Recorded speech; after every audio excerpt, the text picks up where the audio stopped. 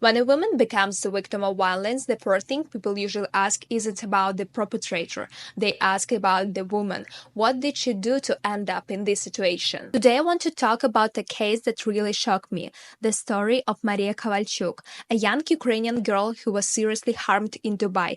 She went missing for 10 days after telling friends that she has been invited to a hotel party. She was later found on the side of the road with severe injuries, a spinal fracture and broken limbs. Somehow she survived, but her condition is still critical. It's horrifying to imagine that someone could do this to another human being. Most empathetic people would feel shock and compassion, but sadly not everyone. Many people, especially online, started blaming her.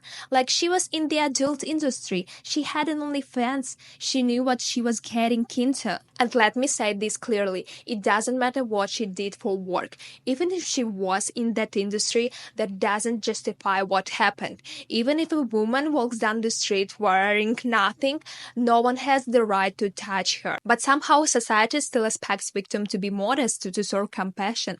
And I started asking myself why.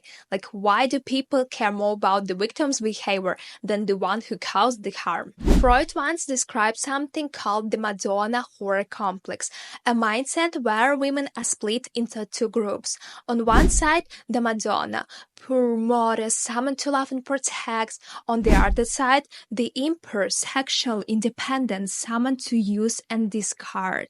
As Freud said, where such men love, they have no desire, and where they desire, they cannot love. And this mindset runs deeper, shaped by religion, patriarchy, and generations of tradition. And it still affects how people react today. If a woman owns her sexuality, flirts, posts bold content, or simply chooses freedom, people say she's brought it on herself. Psychology called this the deserving victim effect. Feminist psychologist Dr. Martha Burt studied this and found that victims who broke social rules like drinking, dressing provocatively, or being sexually active were often blamed more and supported less. People are more likely to show sympathy only if the victim was proper. Step outside the box and suddenly people question whether your pain even real. What struck me most in Maria's case was how little attention anyone gave to those who actually did this. No one asked who are they,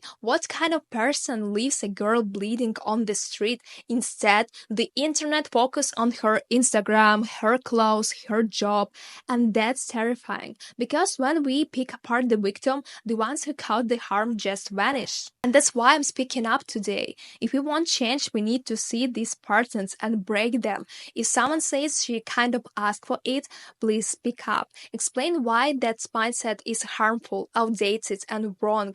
And yeah, I know the world won't change overnight, but we can. To Maria, I wish you healing and justice. And I truly hope the people who did this will held accountable.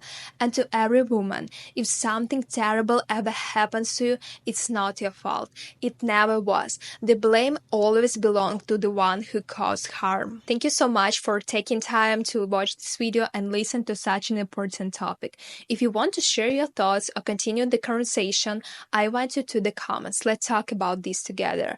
And yes, I know some people will say not all men. Of course, not all, but still it's always men. That's a pattern we keep seeing, and maybe it starts with how boys are raised, with less empathy, little emotional education, and almost no respect for boundaries. So if this made someone uncomfortable, I'm not here to apologize. And this was me, Angelina, the girl with heavy Slavic accent but who still isn't afraid to speak up about things that matter.